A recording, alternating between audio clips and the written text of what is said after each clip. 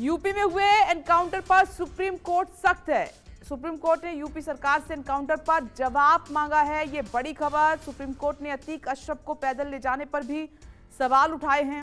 विकास Dubey encounter पर भी supreme court ने जवाब मांगा है। देखिए, याचिकाएं लगाई गई थी सुप्रीम कोर्ट में। मामले की अगली सुनवाई 3 हफ्ते बाद होगी, ये कहा गया है। लेकिन अब यूपी सरकार को अपना जवाब दाखिल करना होगा एनकाउंटर को लेकर। अतीक और अशरफ की जब हत्या हुई तो आम आदमी के मन में भी एक सवाल था कि उन्हें जब मेडिकल कराने के लिए ले जाया गया तो एम्बुलेंस से क्यों नहीं ले जाया गया, पैदल परेड कराते हुए क्यों ले जाया गया। यही सवाल जब सुप्रीम कोर्ट में सुनवाई हो रही थी तो सुप्रीम कोर्ट के जजों ने भी पूछा। हमारे साथ हैं विशाल तिवारी, इस मामले में याचिकाकर्ता, जिन्होंने इस मामले में PIL दायर किया है। उन्हीं से बात करते हैं। विशाल जी, कोर्ट की ये टिप्पणी क्या आपको लग रहा है?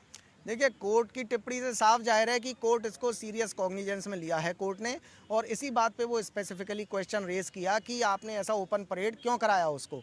तो उनका स्टेट गवर्नमेंट का वही रेगुलर उत्तर था कि एम्बुलेंस में हर 2 दिन बाद उनको ले जाना पड़ता है मेडिकल चेकअप के लिए वगैरह वगैरह।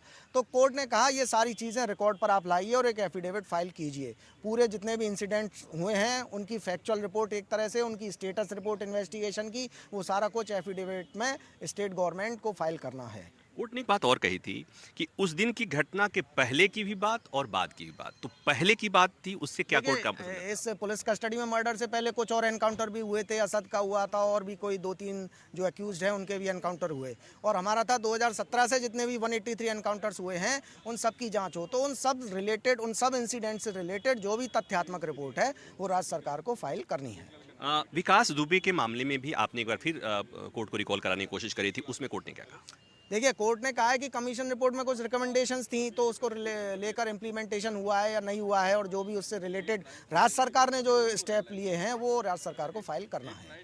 हम उस संदर्भ की बात कर रहे हैं। विकास दुबे एनकाउंटर के बाद से सुप्रीम कोर्ट के रिटायर्ड जज जस्टिस चौहान की अगुवाई में एक कमीशन का गठन किया था, और उस कमीशन ने ये पाया था कि पुलिस को क्लीन चिट दिया। देखिए, चौहान कमीशन ने साफ साफ लिखा था, in the absence of any witness appearing against the police version, deposing against the police version, we are filing this report, and we are also very much disappointed by the media, because media is always loud spoken, but when the right time came to discharge its responsibilities, media has not come forward and has not supplied or provided any kind of evidence, visual or audio, whatever it is having.